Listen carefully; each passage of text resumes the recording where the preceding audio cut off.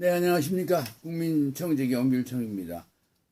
코로나 바이러스가 이제 지구촌을 위협하는 가운데 또 3월에 네 번째 일요일을 맞고 있습니다. 오늘은 좀 우리가 좀 더 근원적으로 어떻게 갑자기 이렇게 인류가 이 코로나 바이러스 공포와 함께 경제 침체라는 놀라운 충격 속에 빠지게 됐는지 좀 더 그 이면과 또 지난 세월을 한번 돌아보는 그런 말씀을 좀 함께 나누어 보려고 합니다. 이 중국이라는 나라가 이 생산 국가의 대열에 그 참여를 하면서 이 국제 상품 시장과 서비스 시장에 소위 그 저렴한 대량 소비 풍조가 좀 삽시간에 번졌다, 그렇게 볼 수 있겠습니다. 결국 이제 그에 대응하고자 이 스페인의 자라라든가 또는 스웨덴의 이케아 같은 회사들은 이 저렴한 옷이나 또 저렴한 가구를 만들어서 대량으로 파는 그런 또 아이디어로 함께 세상을 그 저렴한 경제로 번지게 하는 그런 배경이 있었다고 봅니다. 또 미국의 코스트코 같은 회사는 아예 아주 저렴한 물건만 대량으로 사 모으거나 또 별도로 주문을 해서 이걸 가지고 회원제로 물건을 파는 이른바 저렴 비즈니스를 또 급속히 성장시키기도 했습니다. 또 어딘가는 가보면 사람이 전혀 왕래가 없고 또 마을도 없던 허허벌판에다가 대규모 아울렛을 지어놓고 이 저렴한 물건만 파는 또 새로운 동네를 우리는 곳곳에서 볼 수도 있었습니다.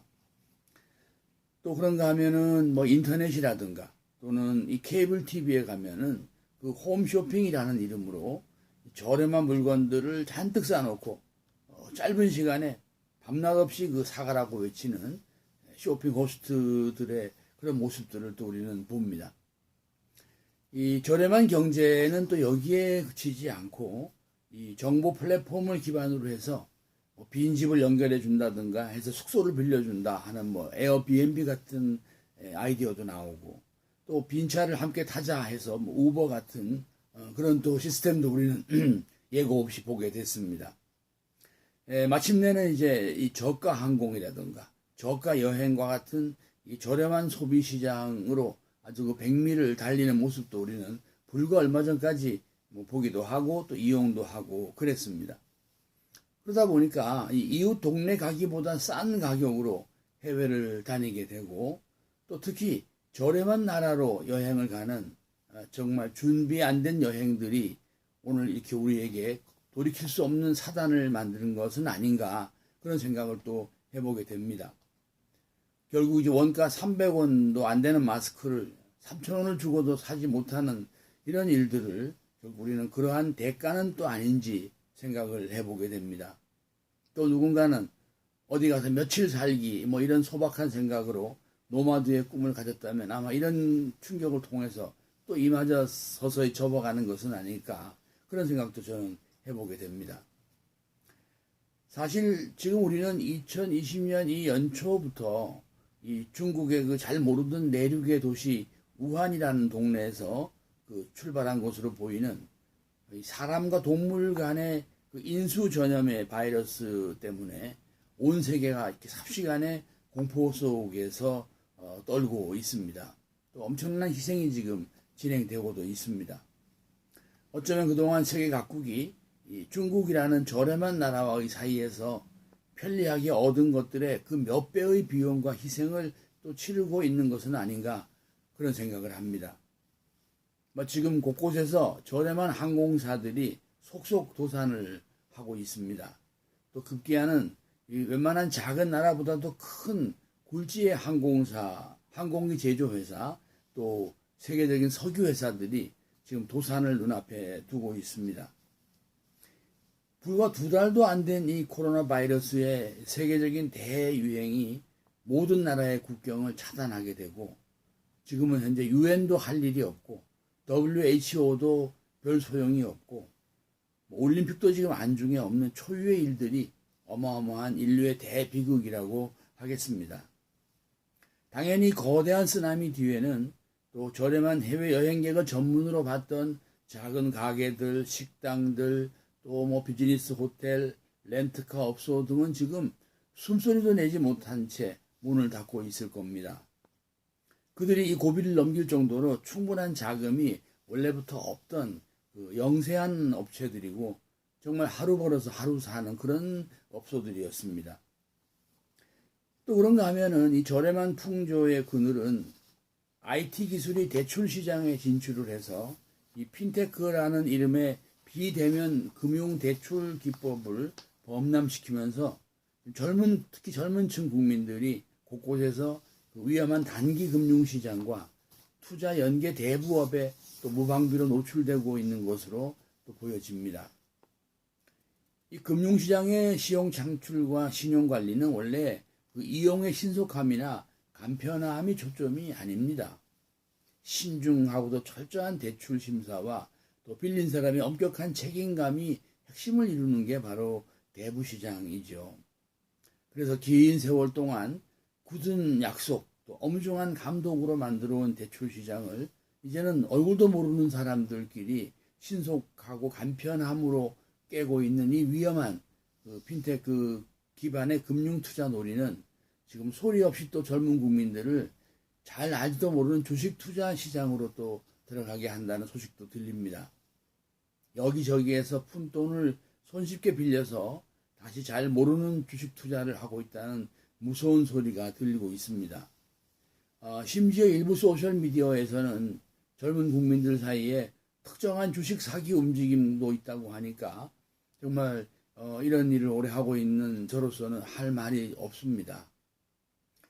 만일 단시간에 자기 공부로 주식 투자를 잘 할 수 있고 또 사람들의 뜻과 마음을 모아서 주가가 오를 수 있다면 누가 그동안 큰 돈을 벌지 못했겠습니까?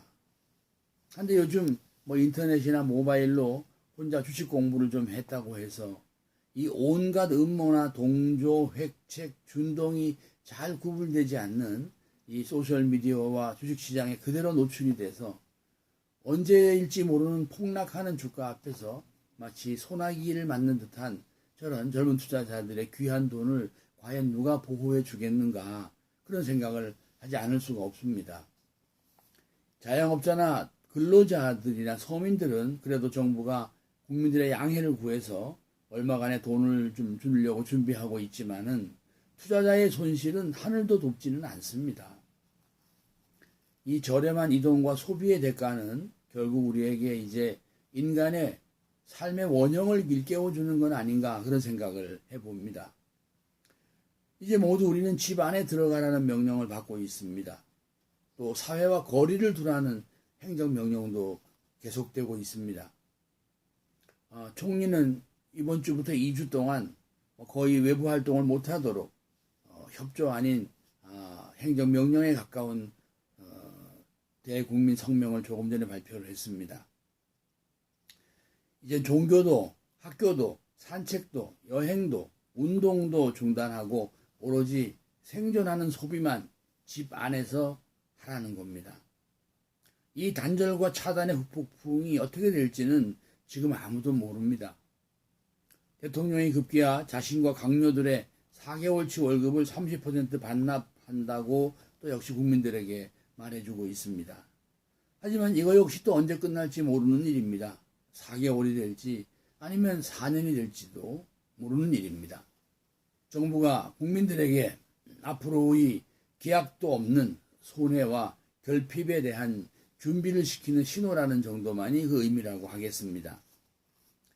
맛과 멋을 찾아서 이동하고 시간의 여유와 마음의 즐거움과 쾌락과 정신의 힐링을 줬던 그 한때의 어리석음의 대가들은 이렇게 오고 있는 것은 아닌지 돌아보게 됩니다. 우리 인류 조상들이 변화무쌍한 자연 앞에서 동굴 안에서 식구들이 무리를 지어서 피와 땀으로 살고 버티고 견디고 사라지고 그랬던 것이 인류 생존의 본질인데 어찌 우리가 그걸 까맣게 잊고 살았을까 이런 생각도 저 한편에서는 올라오고 있습니다. 지금 이 순간 모든 나라에서는 한순간에 모든 힘이 국가로 몰리고 있습니다. 이동과 거주와 자유와 민주와 합리와 균형, 풍요와 선택, 발전 이런 것들은 지금 개인의 손을 잠시 떠나가고 있습니다. 그리고 갇히고 지키고 참아야 하고 기다려야 하고 숨 죽이고 있어야 합니다. 잘 뜨던 아이돌이나 뭐 잘 나가던 셰프나 도시의 어부나 달인이나 트로트 가수도 이제 모두 갇힌 사람의 하나일 뿐입니다. 인류 대이 위기 앞에 개인들에게 요행은 이제 없습니다. 또 다시 이것이 회복된다 하더라도 과거처럼 가지는 않을 것입니다. 더 깊이 진정으로 나 자신의 허약함을 확인하고 인간의 나약한 본질을 찾는 그런 시간이어야 할 것 같습니다. 또 야외가 아니라 집이 곧 울타리라는 점도 알아야 할 것 같습니다. 그리고 가족이 곧 우리임도 알아야 하고 또 그동안 믿어오던 사회관계가 얼마나 취약한 것인가도 알게 될 것입니다. WHO 세계보건기구는 팬데믹을 선언하면서 이런 말을 남겼습니다. 이제부터는 각각의 국가와 개인들의 몫이다. 지금 우리 모두는 국가 앞에서 그동안 누리던 사업, 직업, 풍요, 또 권리, 자유, 소소한 행복을 일제히 제한당하고 있습니다. 또 심지어 잃어가는 것들도 있습니다. 이것은 국가의 의도된 억압이 아니기 때문에 우리 모두는 참아야 합니다. 다만 이 이후에 우리가 다시 이전처럼 풍요롭고 자유로울지는 아무도 모르겠습니다. 그런 가운데 지금 코로나19는 아프리카를 향하고 있습니다. 그들은 대부분의 국가가 개인이나 국가가 아무런 힘도 없고 심지어 마실 물조차 없는데 손을 씻어야 하는 이 비극이 거기를 향하고 있습니다. 원래부터 저렴한 삶을 사는 사람들에게 다른 이들의 이 저렴한 방종과 탐욕의 대가가 왜 그리 가야 하는지 정말 너무 야속합니다. 차마 울 수 있는 힘조차 없는 그들에게 도대체 이게 무슨 재앙인지 모르겠습니다. 우리 저마다에게 찾아온 이 동굴의 시간에서 단란한 우리 집 식구들, 고마운 우리 강산, 또 강인한 대한민국이라는 원래의 우리와 울타리에 감사하면서 우선 나 자신의 내면과 가족의 삶의 실력을 소리 없이 다시 강하게 키우는 그런 시간이 되어야 하지 않을까 생각합니다. 지금까지 국민청지기 엄길청의 국민경제캠퍼스였습니다. 고맙습니다.